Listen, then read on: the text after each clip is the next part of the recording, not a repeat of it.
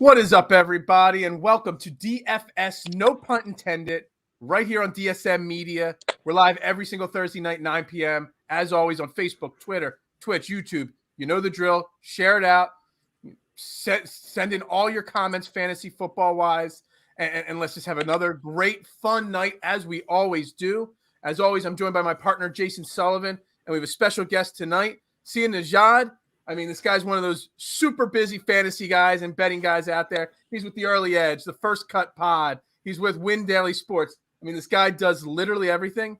And I'm not going to just, gush a little bit about this. You've cashed in the World Series of Poker main event, and I'm sure everybody comments on that. That's like a dream of mine right there, to play in the World Series of Poker. So welcome to the show, Saya. So you did, yeah. I feel like you did research. That's awesome. Although it's like just in my Twitter bio, but nobody ever mentions that. Was my whole research, the Twitter bio right there. But nobody ever mentions the World Series of Poker main event thing. Yeah, so I did it. It was kind of like a one-time thing 3 or 4 years ago, and ended up playing for, I guess, 35 to 37 hours. Got into the fourth day, and pocket fives got busted by Ace King in the window, so it was pretty anticlimactic. If I had doubled up, it would have been quite the tournament. But yeah, I cashed. It was awesome. But yeah, thanks for having me on the show, by the way, guys. I talked to my family and I said, listen, sit down. And I said, there's a couple of Eagles fans. They seem like really good guys, which is kind of like a paradox, right? But I said they seem like a couple of really good guys, and they asked me to come onto their show and talk some DFS with them. And after just some labored thinking and consternation, they were like, "Green light, go ahead." Yeah, just remember, it's just I'm the only Eagles fan. He's a Detroit Lions fan. He's a Michigan State Spartan right there. That's just as bad, maybe worse, maybe better. I'm not sure. So speaking of Michigan State, behind my right shoulder, I think, I don't know, I'm all confused because the camera, Magic Johnson, Larry Bird, Magic Johnson, of course, Michigan State grad, and my favorite player growing up, as you can see the jersey on the other side. So yeah, I'm all about Michigan State. I'm all about the Detroit Lions too. Good for you for sticking with the Detroit Lions. I love it. It's not the easiest, I'll be honest with you. It hurts a lot. Well, I'm a Washington football team fan, so I totally get it. Well, we should have waited till next week to have you on when Washington and the Eagles are playing each other. That would have been fun. We could have had a little fun with that one. Well, we got a couple of those coming up in the next month or so against the Eagles. So maybe I'll just crash the party. You can send me the link and I'll just come in for 5 minutes. You'll have a different guest or something, and I'll just talk all kinds of smack, and then I'll just jump off, and that'll be. I think that works really well. Anyway, You're super busy. You do some great work. Actually, Jason and I love you from the First Cut. We're big fans of the First Cut Pod. We just wrapped up the first season of our golf podcast this year. We're huge fans of that show. Awesome. Just want to let you know you guys do great work over there. We're real big fans of that. Totally appreciate that. You want to hear a fun fact? So Rick Gaiman, of course, who also has the 300 Yards to Unknown podcast, and everybody knows who that is, of course, rickrungood.com. He interviewed Victor Hovland, who you might know this, a month ago. And I was on a Twitter Spaces thing with him just a few days ago. And I asked him, what's the most interesting thing you learned from your interview with Victor Hovland? And he said that Victor Hovland watches The First Cut. And I was like, how am I learning about this now? That's the coolest thing I've ever heard.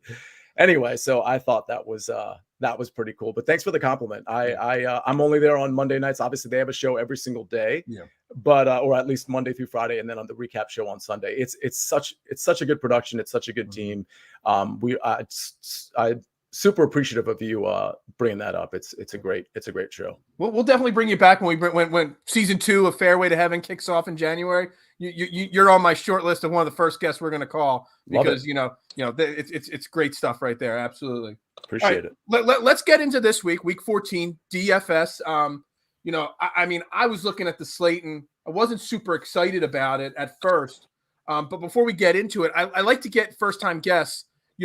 What is your basic strategy? Because there's 100 strategies out there on how to build a lineup, and as long as you're cashing, there is no wrong strategy. Everyone's got their own way of doing it. So what do you do on a given day when you're starting to look at the weekend slate and to build your lineups? Yeah, so I'll keep it pretty simple. And I always have to get ready really early because another show that I'm on for actually NFL DFS is the Fantasy Football Today DFS show, which is kind of new this year, which is why maybe not a ton of people know about it. Really great show I do with Mike McClure and Frank Stample. And we have a Tuesday show. So when pricing comes out, let's say Monday, I'm looking at pricing right away. And so I'm going position by position. I'm actually looking at the sheets on my keyboard right now. I'm looking at the sheets that I actually produced on Monday afternoon, it must have been. And I go QB, running back, wide receiver, tight end. And I just pick out, like, obviously I'm seeing the matchups too. So I have a general idea of what the total is if I haven't already looked at it. Because obviously if I see, for example, the Bills at the Bucks, I know that's going to be a pretty high scoring game, whether I look at the total or not. So anyway, so I go position by position. I just point out, like, I just kind of write down all of the plays I like, all of the value plays, whether they're chalky or not. I'm just putting them all down, putting a list of them. And then after I do that, then I might look at some of just the implied totals and things of that nature, just to make sure I'm looking at the right thing. My inferences are correct. And then I start looking at some analytics, like just snap shares over the last 3 weeks, routes run, target share in particular. Maybe I'll look at like red zone targets or maybe some of the high value targets. I feel like I'm seeing the high value targets when I watch football on Sunday and Thursday and Monday. So I don't necessarily need to look at that, but target shares and things of that nature, looking at trends, making sure I note who's injured and who isn't, because you might see a target share of, 25% for some nobody, or I shouldn't say it like that, but some guy who doesn't get a lot of targets, but it's because somebody was injured or a couple people were injured, or there was offensive line injuries that might have impacted a receiver or the running game or a quarterback. Those are little things I like to look at as well. But that's pretty much it. I think it's probably a similar process to a lot of people, frankly. Yeah, I know. I love the trends. I love looking at the last 3 weeks. Yes, that's what I tend to do. About 3, sometimes 4 weeks, especially for wide receivers, target trends and stuff like that. That's like one of the first things that I do when I'm looking at the wide receiver portion of it. But you bring up a great point. Don't be fooled when there's injuries involved, or especially an injury mid-game that affects somebody's targets and stuff like that and usage rate. So, Jason, do you have any questions there? Or sorry, Phil, Jason, before you step in, let me point out just a really good example, and it's such a homer example of me, but like the Washington football team defense has been deplorable basically for most of this season. So if you were, let's say 2 weeks ago, or even a week ago, if you were to look at the defensive stats, even now, if you look at the defensive stats, they're pretty bad.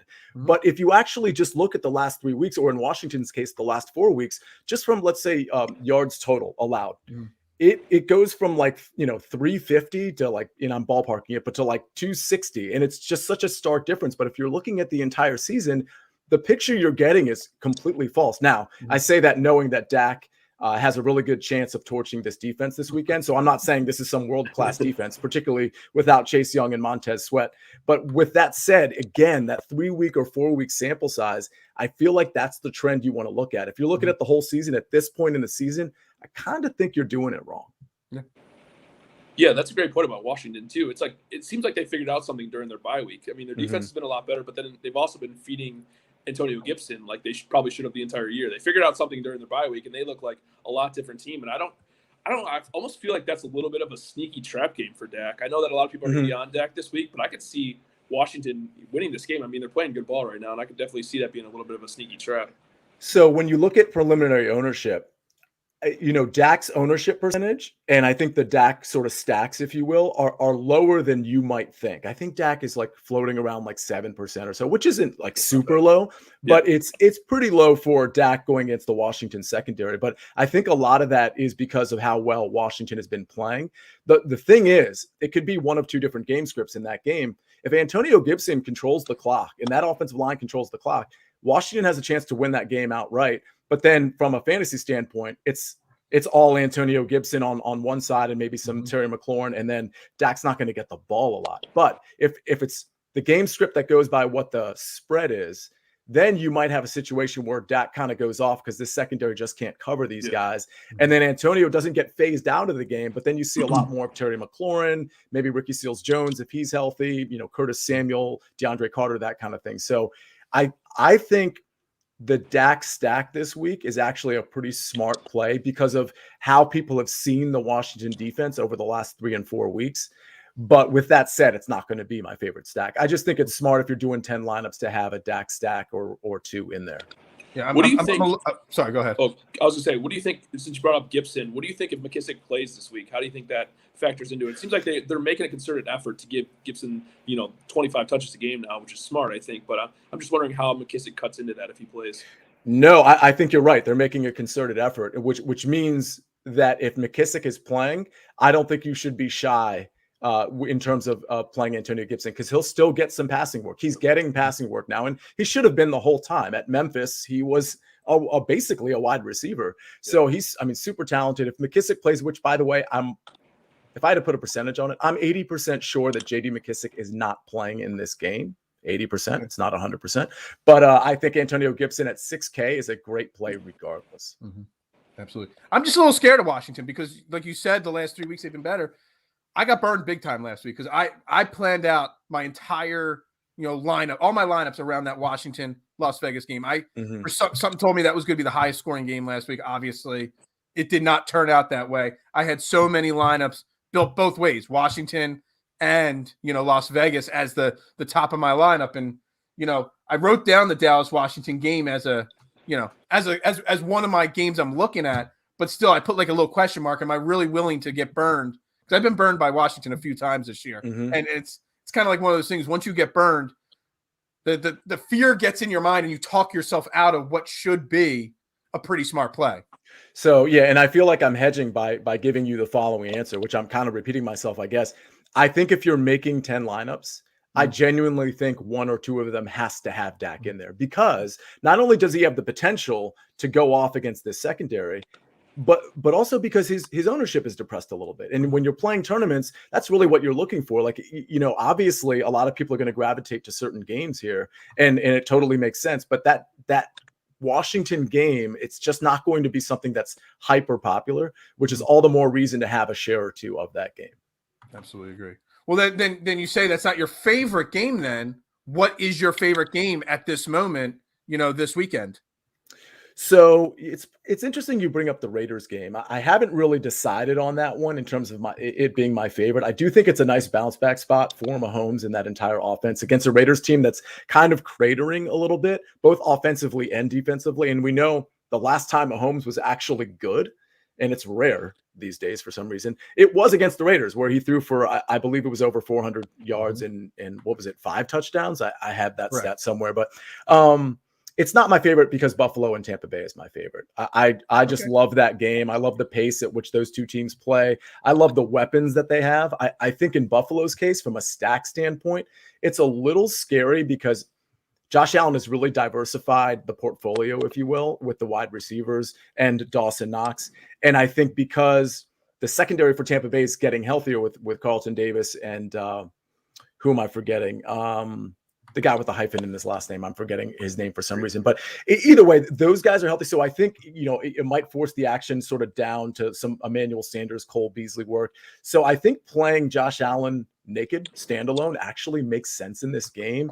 And then bringing it back with like a Godwin or a Fournette, depending on how you think the game's going to go. However, my favorite stack is Tom Brady, Chris Godwin. You could double stack it. In this case, I'm not sure I love the double stack here, but I think Tom Brady to Godwin with a bring back of probably Stephon Diggs or somebody like Cole Beasley or even Dawson Knox makes some sense. Or if you just don't want to bring it back with anybody, I suppose you don't have to. But in this game, because it's going to be competitive and it has a high total, you probably want to correlate it, bring it back. So I know you're saying Godwin, and I know he had a boatload of targets last week, 17 targets. Is there any thought process?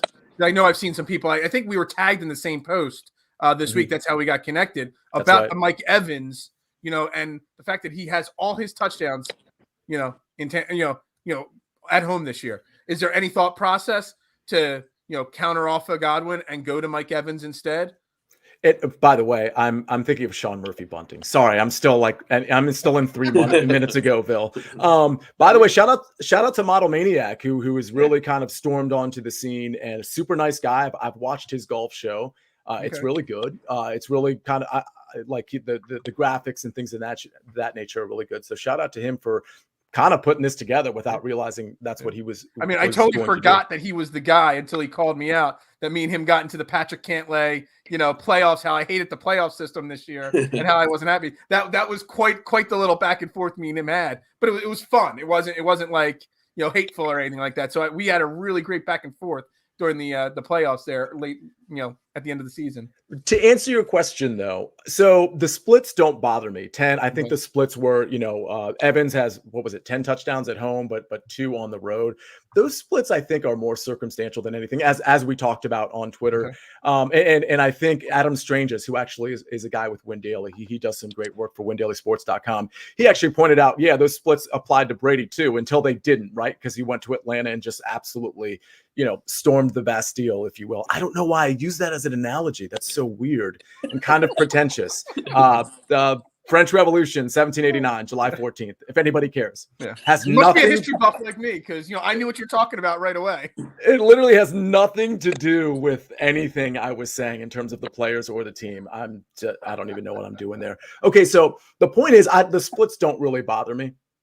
In other words, I'm not accounting for them. The reason I might like Evans, though, is because what's really sneaky, speaking of 3-game trends, is that over the last 3 weeks, he has 1 less target than Chris Godwin, in spite of the fact that Godwin got 17 targets last week and caught 15 of them. So I certainly think, and I'm just going to shout out Dalvin Cook here. Wow, he's going off. If people thought he was going to sit this game. I have a first half bet on the Vikings. So anyway. So, I think Evans is a smart play because you're getting the discount of 7,100 to 6,600. I still prefer Godwin, but I think I'm going to have a lineup with Evans as well. And I might even go crazy, even though it's really kind of cost prohibitive.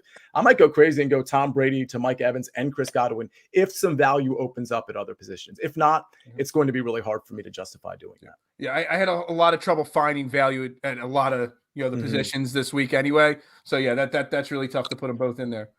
Jason, what are your thoughts on that game there then? So that's my favorite game to stack this week too. I think I am going to play more Evans just because of, first of all, the cheaper price for one, but I also think kind of the points that we just brought up with that he's had 10 targets in 2 of the last 3 games. I mean, I think on paper, Godwin sets up better. Buffalo plays a lot of zone defense, which kind of sets up for across the middle stuff, which is more Godwin's territory. But I just feel like if the ownership, I saw ownership projections of Evans being half the ownership of Godwin. So if that's the case, I'm probably going to pivot to Evans, even though I think on paper Godwin might be the better play. But I think probably bringing it back with Diggs kind of leaves you a little bit of a tough situation building the rest of your lineup. But I think that's what I'm going to go. I just think that game, it just sets up. Like, we always see Brady kind of show up in these big games like this and to kind of play the narrative thing. I feel like this is the kind of game where he's going to want to show out and show that he's still, the GOAT. And so I like Brady a lot this week too. I mean, he's got some great record playing against Buffalo in his career. It's not this first time playing against Buffalo. So the other thing there is, and I've been on this since week 1, which is why I've been playing Tom Brady stacks pretty much every single week. And some of those I'm like kind of all in on the guy, like I was last week, which was a very good week for me. I think this guy's been gunning for the MVP since week 1. And I know the reaction is, well, every good player is gunning for the MVP. Right. Not really, because Tom Brady is in a position where he can hand the ball off to Leonard Fournette, which I understand in one game that actually happened. When they're up 15, or I should say 14 or 21, he's passing the ball still. I think he's really trying to make sure these stats correlate to an MVP. And I think, this is another game where he's going to put his foot on the gas, and it wouldn't shock me at all if he has 3 or 4 touchdown passes. Keep in mind, Tre'Davious White's not in this game. So this defense is a little overrated because of the schedule that they've played. It's been super soft, both against the run and the pass. But I don't see Brady having too much trouble passing against this team. Okay. All right. And I know you already brought up the Raiders-Kansas City game. So I want to bring up another game, and I'm not sure. This is more of a question to both of you guys.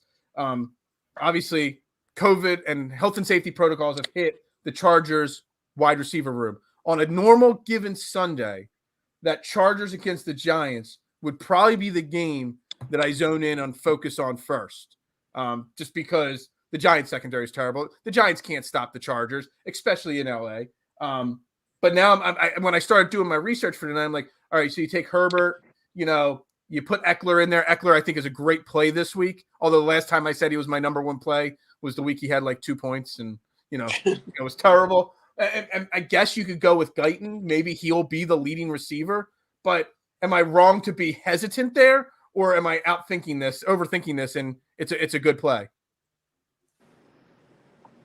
Go Jason? Oh, I can go. No, I don't think you're wrong to be hesitant at all. I think we need to see what's going to happen first. It sounds like Mike Williams is going to play because he was just around, I guess, Keenan Allen, who has COVID. With Allen, it's interesting too because they said that there's a chance that he might play too. So it's going to be something to monitor for sure. I don't think Guyton's the worst play in the world. I think this may kind of bring the ownership of this game down a little bit. I thought this was going to be the chalkiest game of the week when it first came out, but now that this is happening, I think the ownership might be down a little bit. So it's going to be interesting to see what happens. Yeah, I think this is really this is one we're not going to be able to make decisions on until at least Saturday, because I think Saturday is when Mike Williams actually gets cleared to return if he continues to test negative. I guess he's been testing negative for a few days now, so he's probably good to go. If Keenan for some reason isn't, I think Guyton's fine, but I actually think Josh Palmer is the guy that's going to simulate Keenan Allen's route tree like a little bit more than a Jalen Guyton is. So, and for the record, I'm suggesting that based on just kind of what I've seen and average depth of target and things of that nature. I could absolutely be wrong there, and Guyton could absolutely burn this secondary. So that's certainly not the gospel. I love my 3,000 cost players though. Yes, and Joshua Palmer. I've hit twice now on Matt Collins at 3,000. So wow. I love my 3,000 price players. So I always one in every week. I love that you mentioned Matt Collins, because there was a couple weeks ago where I thought Albert Wilson was going to be the play. I didn't end up playing him, but because I kind of forgot. But those Miami sort of second tier receivers, when Devontae Parker is out, it's like any of those guys can hit. Matt Collins, Albert Wilson, they've got a host of just third tier guys. All you need is 10 points from a 3K guy, and your value's paid off 100% there. So I love finding that gem. And now maybe we will go Josh Palmer there. I don't know. You might have convinced me. And now that means Guyton's going to go off, but Right. Well, I just think I do like Josh Palmer better than Guyton there. I have a feeling he's going to see more targets, and I think he's a pretty talented guy too. Mm-hmm.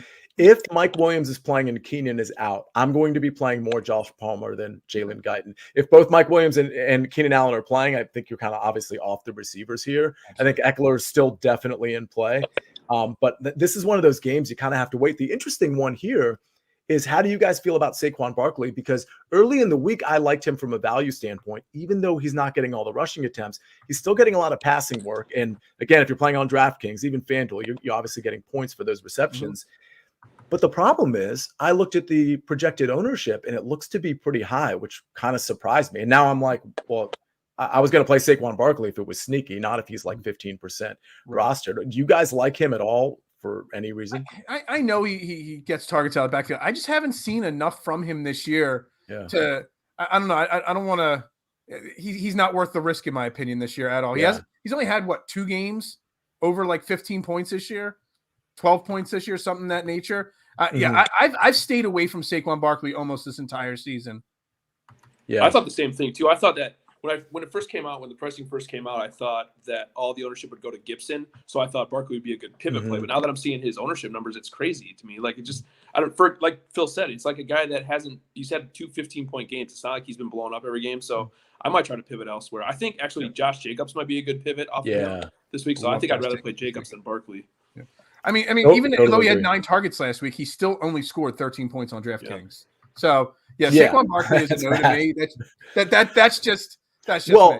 The other argument, though, is that the Chargers do, I don't want to say allow you, but they do allow the run a little bit more than most teams. They kind of play like a little soft. So that would be sort of the other argument. Is this the breakout game? But again, to your point, if he's going to be highly owned, then what are we even doing here? There's other guys you can play. Absolutely agree with that. And they give up run, but I was firsthand account of them giving up 176 yards to the Eagles, a few weeks ago, the Chargers. So, I see how they can easily give it up, and I'm still staying away from Saquon Barkley this week. Okay, I have a question for you guys. I feel I'm going to ask you first because you're the Eagles fan, and you can contextualize this question however you wish. And then Jason, I'll put my Eagles hat on for this one. So you ought to, because it's an Eagles question, of course. If you are starting your team next year, it's week 1, and you need a quarterback for the rest of the year, and you have 2 choices: Gardner Minshew, Jalen Hurts. Who do you pick? So it's funny you said we're just talking about 1 year, or we're building a franchise for the next decade. Good question. 1 year. Gardner Minshew. I just actually Yes, had this conversation. I agree. I do a morning show every single day. Oh, cool. And I do something on Mondays called Overreaction Monday. And my overreaction statement this past Monday, after the Jets win, was if the Eagles want to make the playoffs this year, and that's all they care about, they should start Gardner Minshew the rest of the year. If they care about building this franchise for the next 2, 3, 4 years, see what Jalen Hurts is, then they got to keep Jalen Hurts in there. But Gardner Minshew in the next 4 games, twice against Washington, the Giants, and the Cowboys, gives them a better chance this season of making the playoffs. Mm-hmm. So Gardner Minshew for 1 year over Jalen Hurts, absolutely. Jason. And that's not saying Gardner Minshew is great. He's just, we know what Gardner Minshew is.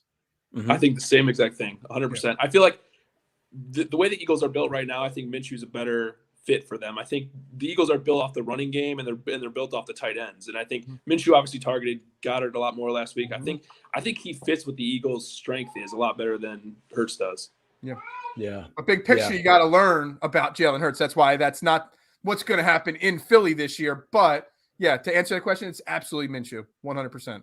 Yeah, it's funny that you do the overreaction Monday thing because I think that would be everybody's response like on Monday, but I actually think that's not an overreaction. Like, and I know you don't think that. All my overreactions are there's some truth to my overreactions always. So yeah.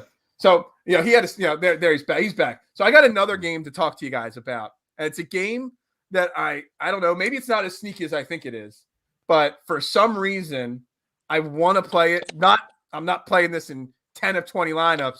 Can we guess what it is? Sure. Let's make this a game. Go ahead. If you want to guess. The game that I am scared is either going to win me a boatload of money or completely bankrupt my thing. Okay, so I have one in mind, but forgive, this is bad. This is bad podcasting, but I want to see if there's another one here that I could choose from. No, there isn't. You are thinking of the Ravens at the Browns? No, I was thinking of that, but no, that's not the one. Right. I got it. You're thinking of the Saints at the Jets. No, I'm thinking building my lineup around Cam Newton and the Carolina Panthers against the Atlanta Falcons. They give up the third most points to quarterbacks. Coming off a bye, they just fired Joe Brady.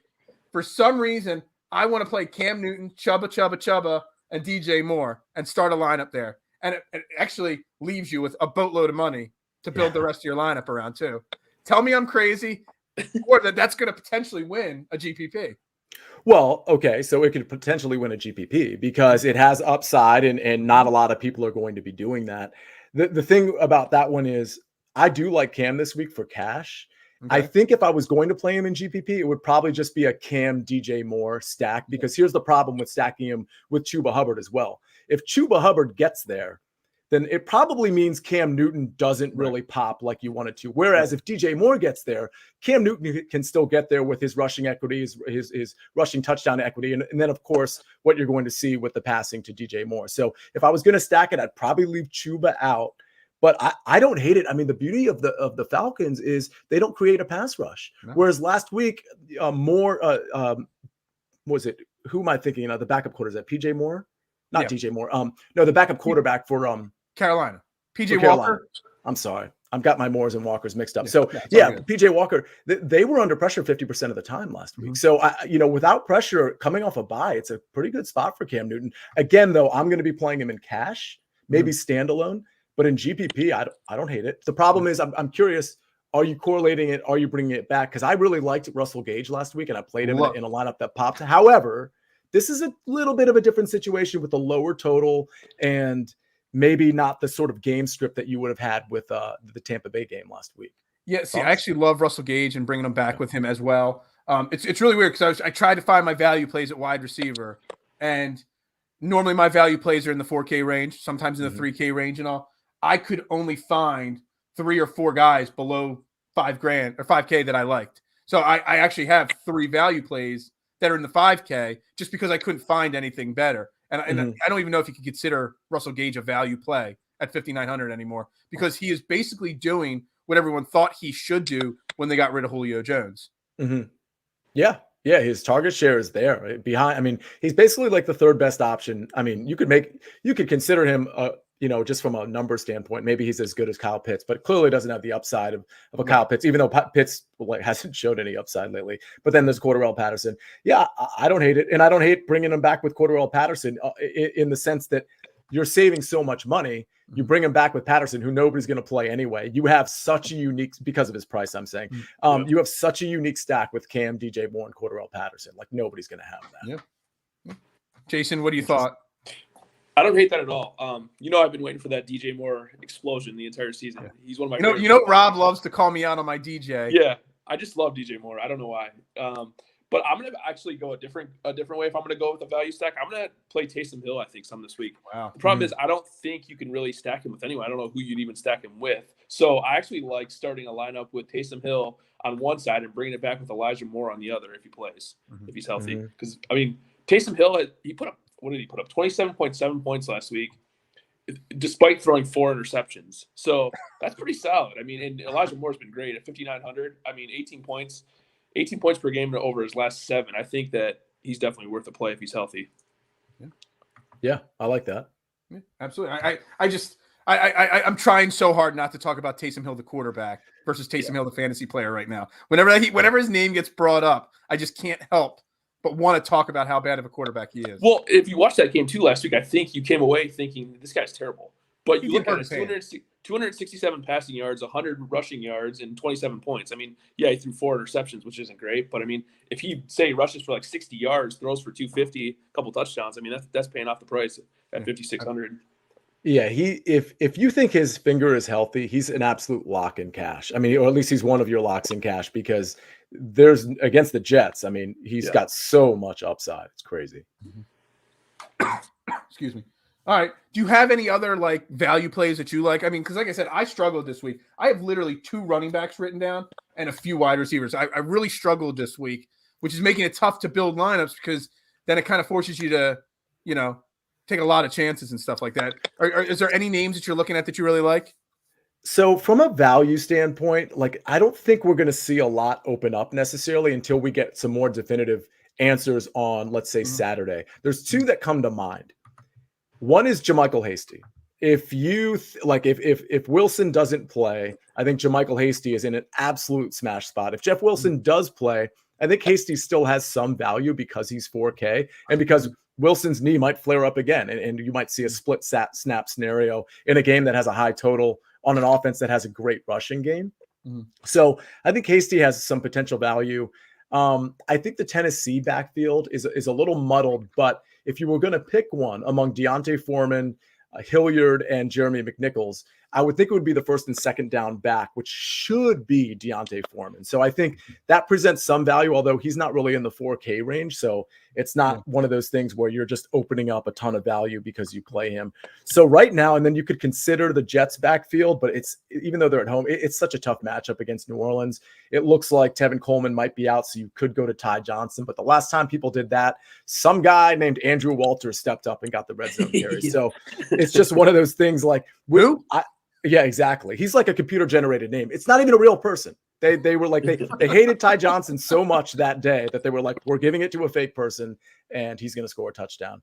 I think some value is going to open up the next couple of days, but I think JaMychal Hasty is the one I have my eye on the most. I did write down Foreman. He's one of the 2 running backs that I thought price wise, I can't even call them, like you said, value plays, but he was one of the 2 lower price running backs that I wrote down that I like this week. Sure. Yep. Jason. So I wouldn't call this an extreme value because the price isn't super low, but I think people are going to sleep on Joe Burrow this week. Obviously, he had that finger injury. It looked pretty nasty last week, but they're saying that he's going to be healthy enough to play this week too. So at 6,000, I think that could be a real steal, and he's going to have hardly any ownership, which I like that a lot. And then either one of those receivers, either Chase or Higgins, either one of them. Higgins has been really solid. He's only 6,400 still. So you can even go down a little bit further to Boyd. I did write down San Fran versus Cincy. I built a Burrow, Mixon, Boyd with an Ayuk, comeback right there. Still leaves you at 5,100. Well, you could build worse lineups this week than that. For sure. And San Francisco's defense, their defense is okay. Their front seven's good. Their secondary is awful. So that's definitely the way to attack them. So I like that a lot this week. Jason, I absolutely love that call. It's one of those things, and I'm watching it play out right now. So we didn't know if Dalvin Cook was going to play in this game. So in my showdown lineups, I actually have him in one. It's like the least expensive one, unfortunately. But it's one of those things where anytime people, and Dalvin Cook just got his second touchdown. I mean, this is a complete runaway. Anytime people see an injury, and I'm included here, you get really scared. You don't want your guy going out in the middle of the game or not being able to throw the ball, so they're leaning on the running game or the short area passing. But yeah, if we have confidence that Burrow is going to be good, it's such a good pivot from some of these other games because, yeah, I mean, by the way, a lot of people will play T. Higgins, but I think people are kind of off Jamar Chase a little bit more than they should be. So you're right that San Francisco defense can be exposed on the back end. If you did a Burrow stack with Jamar Chase or T. Higgins, to your point, and bring him back with like Brandon Ayuk makes sense, but just maybe if you have the money and you have savings somewhere else, maybe bring him back with George Kittle or JaMychal Hasty if he's the starter, something like that. I think you will be so far ahead of the field if that one hits. And by the way, they have an implied total of almost 24 points. The Niners won of almost 25, 26. That could be the game that like people win all their money on, honestly. No, I love it. I love it. I can't even believe I kind of missed that off to the side there. I actually think like totals, like game totals, I don't think I've seen a week with so many low scoring, game totals as I do this week. And I think that's why it's such a confusing week because there's only one game over 50. There's no games even like 49 points. When I did my notes up, I mean it's a really really low scoring week projected wise. Yeah, what's the total on that Kansas City Las Vegas game? When I did it up earlier this morning, it was 48. That's a little surprising. I understand how pedestrian the Kansas City Chiefs have been, but that one seems a little low. I could really see Mahomes getting back on track on that one. Yeah, I was all over the over on Washington, Las Vegas last week, so I'm just staying away from it this week with Kansas City. Well, that makes sense. It pains me to say that, but I get it. I mean, Kansas City's pass rush is legit, and if they get to Carr's not going to be able to do anything. And now he's probably not going to have Darren Waller. But just side note there, I do like Hunter Renfrow in that. I played him last week. I'm going to play him again this week. Hold on, who uses Hunter Renfrow every single week? Phil is the president of the fan club. Oh, that's great. Hunter Renfrow. And I'm kind of disappointed that his price finally got up over $6K this week. That's a little disappointing. He's my strong value play every single week. And yeah, I will play Hunter Renfrow. When we build our lineups in a few moments here, I guarantee Hunter Renfrow's name is in my lineup. Did you guys see that Debo was visiting Hunter Renfrow this week, and now Debo is a rumored candidate for the Vegas job coaching? Oh, man. I thought you were when you said Debo, I thought you meant Debo Samuel. Oh, yeah. At first, that's what popped into my head. I don't think he's retiring. Anyway, go on. Yeah, sorry. Exactly. All right. If you guys don't have any other games or names you want to talk about just yet, let's see what we can build this week here, and see. As the guest, you get to go first. So how does this work? So I just basically like pick a player. Build your entire lineup. Oh, okay. All right. And so you're gonna build your lineup. Then we're going to build our lineups, and then I'm going to send you a link after the show. You're going to enter it. We're all going to enter it, and I'm going to hope to get back on my winning streak because I had like 6 weeks in a row where I won. So and I only brag about it and post it on social media when I'm winning, just so you know. Correct. When I'm losing, I keep it off internet. Obviously. Okay. So you're going to build it for me? Like you're going to tell me the names. I'm going to put it up here on the screen for everybody to see. And you can explain as you're going why you're picking these players. I was going to say also, this is straight up. So we don't do any late swaps. So whatever you pick now, you're keeping. Oh, I get that. Of course. Of course. All right. I'm going to do something totally kind of crazy here. And if you put these lineups up, people are going to be like, oh, that guy Sia has no idea what he's doing. But I'm doing something different this week because let me think about this one. Do I like that enough to do it? I'm thinking about doing Josh Allen naked and then bringing it back with a Kansas City Chief. And the reason is because of what I described earlier. I'm just not sure who the ball is going to, and I love his rushing equity in a game that they kind of need to win.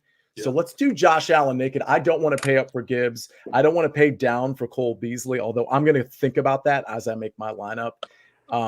I don't think I want to play Dawson Knox. So let's go with Josh Allen. Gotcha. Josh Allen. Well, yeah, there we go. So we have a windy day in Kansas City on Sunday. Not extreme like we saw, with that Patriots game, but windy enough for me to maybe think that Mahomes might be leaning on Kelsey a little bit more than Tyreek Hill. I understand Tyreek Hill runs some short air routes too, but let's just go with Travis Kelsey. I'm going to decide to pay up for tight end, which I don't normally do. I'm already making a unique lineup because I'm not correlating Josh Allen and I'm paying up for tight end. And normally some people do pay up for Kelsey, but this week it doesn't look like he's going to be super high owned. That's actually really encouraging because when I was looking at all the lineups this week, I agree. I don't normally pay up at tight end either. I try to stay in that upper 3K, low 4K range, but it's the only tight end that I'm 110% behind this week. Right. Fair enough. Okay. So let's find some money savings real quick. So let's go to JaMychal Hasty at running back, who was 4K. Mm-hmm. Oh, wow. That was fast. Did you type that in? How did you do that? Yeah, I just typed it in. Oh, I didn't see it come up on the player search. Okay, fair enough. All right, I just leave it up on all and just type in the player search there, the name, and yeah. If my computer's not lagging, it's really quick. You never know how the computer works though. Very impressive, sir.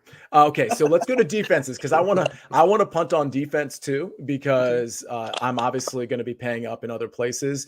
There's a lot of punt defenses I would consider here. Mm-hmm. Let's go to Houston at home against Seattle.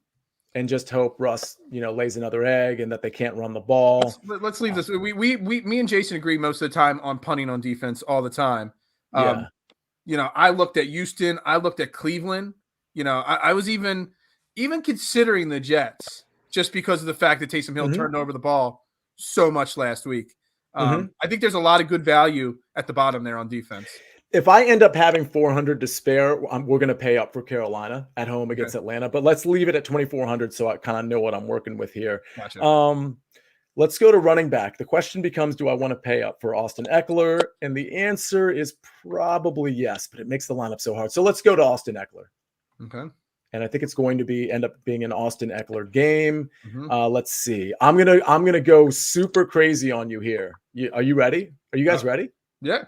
Because I don't think with value receiver, I'm not going to go with Josh Palmer or Jalen Guyton because I don't know what the status is going to be of Keenan.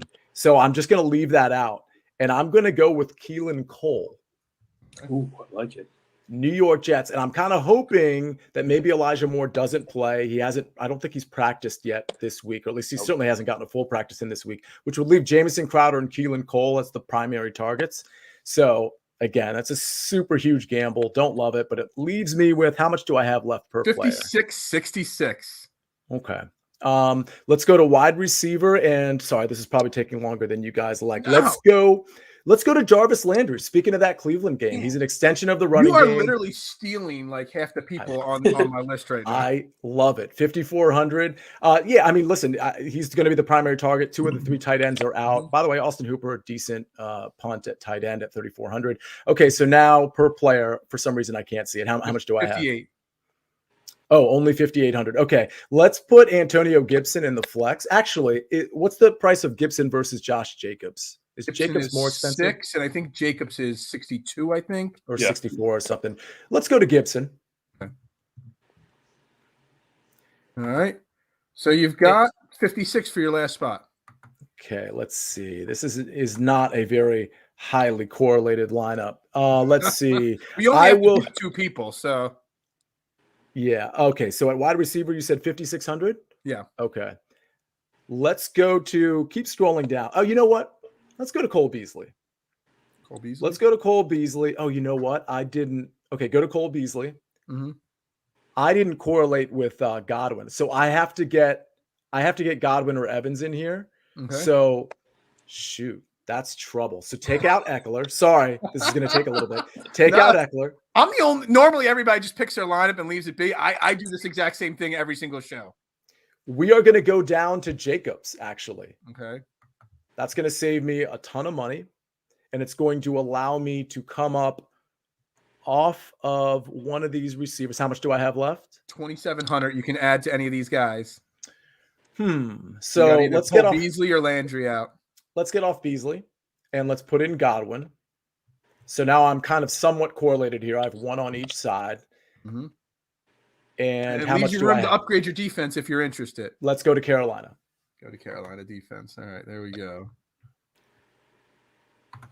So it's a really strong lineup, though. I really do like it. So it's a unique lineup. Some names that it makes me feel really good knowing that 90% of the names I have listed in my player pool are on your lineup. So that makes me feel at least like I'm doing something right now. All right, there, Jason, you're up. All right, I'm gonna go with the chalky Tom Brady. Okay. I'm gonna stack him with Evans. And then let's save that. So my running backs are actually going to be the same as Sia. I'm going to go Gibson and Jacobs.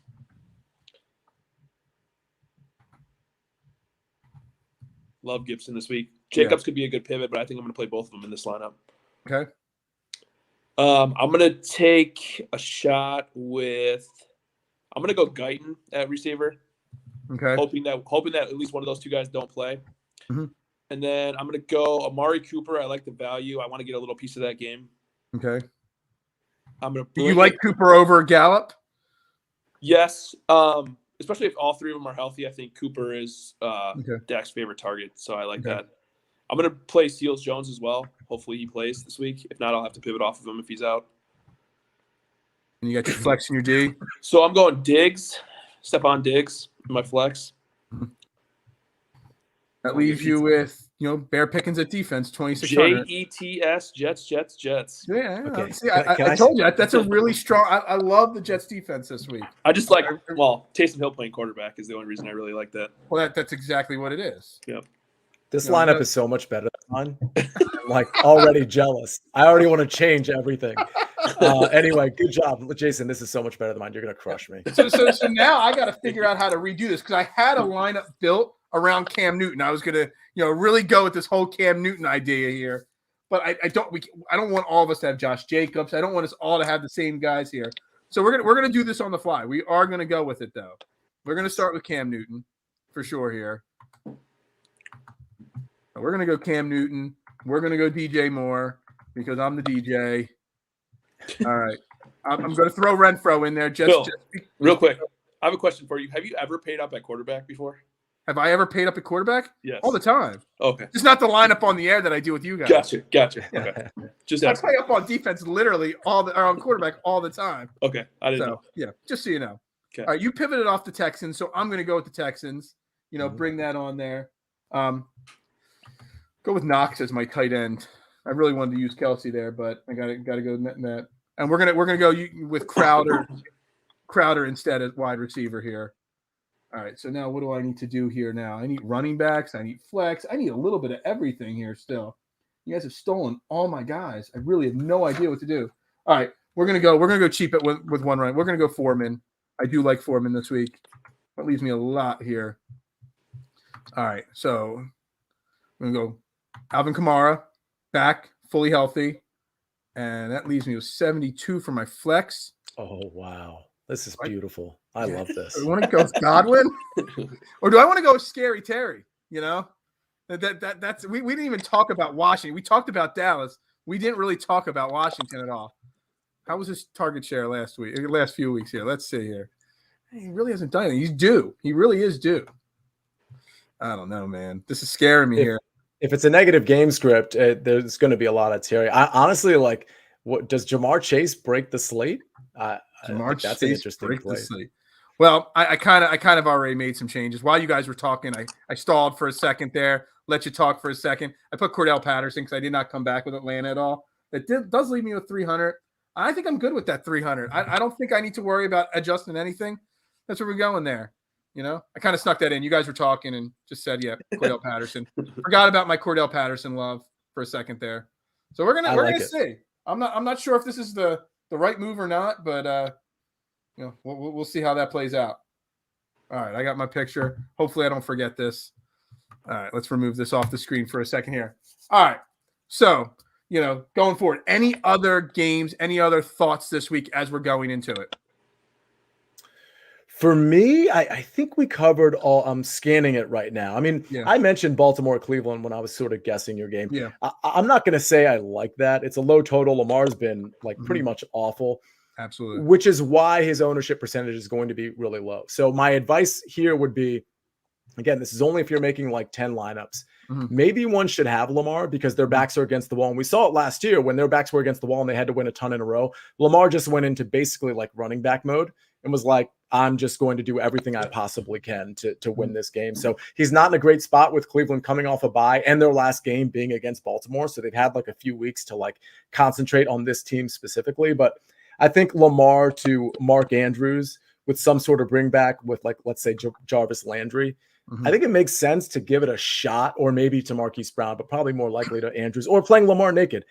I think that one is interesting. And we talked about it, but I do think there's some opportunity in that Dallas-Washington game to be a little different in a game that normally you wouldn't think would be different because it is the Dallas Cowboys against a Washington team that at least statistically over the year hasn't been super great. So the other game I had a question, well, for both of you, Jason being Mr. Detroit Lions fan over there also, though, Denver, Detroit, obviously Detroit's defense is awful. Denver's offense isn't spectacular other than Javonte Williams at running back. Do you guys like anybody from Denver this week? Specifically Williams, you know? Well, I mean, the guy's a stud now that Gordon's been out. I mean, he's kind of, taking over as the lead back 110%, no doubt about it there. And he's still only 5,900. Yeah, Williams is a stud too. The thing I think I just read this a little while ago though, is that Gordon's not been ruled out yet, and he's actually trending to play. So I don't know how I feel about that. I think Williams probably still continues to be the lead back in that situation, but we don't know how much Gordon cuts into it. So that's a stay away from me. Just that game. Okay. I have a rule of never playing the Lions, so I'm definitely not playing anyone on the Lions side ever. So. That's fantastic. So Javonte is going to be pretty highly owned. The initial ownership projections I'm looking at, he's in the 13% range, which is like 10th highest in just out of all positions. Now with Melvin potentially coming back, and I do think he's going to play, like Jason said, that should drop Javonte's rostership down, maybe even below 10%, but it won't get much lower than that. It'll probably be right around 10, 11%. I think you could still play him because it is Detroit. Teddy doesn't like to throw unless he has to because he kind of can't. And so it's going to be the Melvin Gordon, Javonte Williams show. So if Javonte even gets 12 to 13 touches, what is that against the Detroit Lions? I mean, he's kind of priced up a little bit, but could he have 2 breakout runs? Yeah, probably. It's just one of those things where I'd like his ownership percentage to be less than 10% if I were going to play him. And even then it's a slight risk because Melvin Gordon, Fangio doesn't mind running Melvin Gordon into the ground. And Melvin Gordon's been pretty decent. So it's not like he's some terrible running back. Yeah. Okay. No, that's good. It's something that, again, I do my notes, but when I have a struggle week like this week where I'm not really sure where to go, I just put a lot of questions down and I ask the experts because I'm no expert. I'm just the guy here talking, I rather ask Jason and you or whoever else we have on this show because you guys are much smarter than I am. Disagree. Objection. You're a lawyer too. He is on top a lawyer. Of everything, you're a lawyer. And now you see what I did there? All terms out. That went right over my head there. Phil, you see what I did there? Yeah. I said objection knowing that you were going to bring up the lawyer thing so I could just receive some sort of recognition. You just wanted a little pat on your back because it's the only thing from your Twitter bio I left out. Yeah, well, see, objection, boom, it comes out. See, I'm very crafty, extremely crafty. All right, excuse me. All right, so again, this is a great episode, a lot of fun. Thank you very much, Sia, for coming on. Again, you guys can find Sia Nejad at Sia Nejad on Twitter. I'm sure he's one of the most honest and outgoing guys out there. If you have questions, I'm sure he'll answer them for you on social media. He's literally does everything: the Early Edge, the First Cut Pod, Win Daily Sports. He's literally working with everybody. Again, like I read in his Twitter bio, a casher at the World Series of Poker, so he knows his numbers. That's good. That's how I played poker, by doing the math in my head all the time. So I love that. We really greatly appreciate your time today and coming on the show. When I come on to your show next time, whether it's for golf or for NFL or just to trash talk about the Eagles next Wednesday, I do my Eagles with Washington preview show Wednesday night next week. So you can pop on for 5 minutes. No, completely. I got to tell you guys the story of the biggest hand of my life from the World Series of Poker, and it ended very poorly for me. And the guy could have taken me out completely, but didn't. And there was a reason for it. It was full boat over full boat. His aces were full and my queens were full. And somehow he didn't put me all in because the way I was so aggressive with it that he thought I might have 4 queens in my hand. And so he decided just to call my lot. And I thought I had him the whole time, of course. But if I had won that hand, I would have been in like the top 10 in chips at the end of day 2. Like, I mean, it's a big if. I lost. I had the worst hand, but it was completely bananas. I had this visceral reaction that I literally jumped out of my chair because he was thinking about it while I put in the riverbed in. And I'm like, well, if you're thinking about it, I have you with my boat. Yeah. Meanwhile, he has a bigger boat, he thinks I have quads. The point is, I yelled so loud and I couldn't even control it. I was so shocked that he flipped over aces full. I'm sitting next to the dealer. I'm in the one spot, on the table. That I jumped out of my chair and yelled, and it was an Asian lady, and she looked at me with this look of fear and disgust, like, dude, handle your business. What are you doing? I was an out of body experience. I couldn't believe it. I got to tell you about how that hand progressed because it was just. I'm a huge poker guy. I love my poker, so I did dabble with it. Like I played some circuit tournaments and stuff like that, and I have a similar story that I could tell you. And that story basically is why I didn't pursue it as a full-time thing, just because it was that crushing. It was it would take like an hour to explain the whole entire situation. Yeah. But the way it played out, so I'm a winner. I want to win everything I do. Mm-hmm. I can't accept folding the better hand, before a river card comes out, knowing that statistically speaking, I have the better hand, and I had a really bad beat because of that. In a main event of a circuit event in Philadelphia once. This was years ago. And that moment, I'm like, I can't do this for a living because you got to be able to cash. You have to get to the cash more often than just hoping for that one big score all the time. So it's a super stressful and sedentary lifestyle. I have a good friend that one of my good friends finished 55th in the main event in 2009 or 2010 or something like that. And after that, he retired. He never went back to full-time playing again because making it to 55th and just barely missing out. And he was in the top 10 for like day 3 and 4. And just the stress that put on him. He's like, I'm done. Moved back to Pittsburgh. And he was like, I'm out of it. I can't handle that stress anymore. So, totally get it. Yeah, absolutely. We'll do a poker podcast. I love it. Yeah, absolutely. All right. So anyway, everybody, DFS No Punt Intended right here on DSM Media, live, Facebook, Twitter, Twitch, YouTube. We're really trying to pump up the YouTube page. So we're on the road to 500. Again, everybody, the beard comes off Tuesday. If we hit 500 subscribers by Tuesday, I have not shaven my beard off completely in over a decade. So if we hit 500 subscribers, people, it's coming off. So make sure you go over there, hit the subscribe button on YouTube, everybody. It's the best way to interact with all the shows on DSM Media 7 days a week. Again, as always, we're brought to you by Manscaped, like every other podcast is. And use promo code DFS at checkout, get you 20% off. But let them know that Jason and I sent you from this show. Manscaped.com. Oh, we got something there? No. You're doing a promo. Like do the promo, but I just want to make sure I subscribe properly. Like what do I type in? The link that I shared on Twitter tonight of the show. Just hit subscribe. It brings up we've got 16 shows on YouTube, 7 days a week from this brand, covering a range of sports topics and all different things. Lots of great contributors. I'm super proud of the DSM team. I know I'm partial because I'm part of the team, but I think we do a pretty damn good job there, every single day on DSM Media. Everybody have a great night. Let's all cash big in GPPs. Let's all win money, and let's all play Cam Newton this week. I'm telling you, Cam Newton is the play, and I'm going to lose all my money this week. Everybody have a great night. Again, see ya. Thank you very much for coming on. Jason, as always, it's been a pleasure, my friend. Thanks, brother. Yeah, everybody have a great night.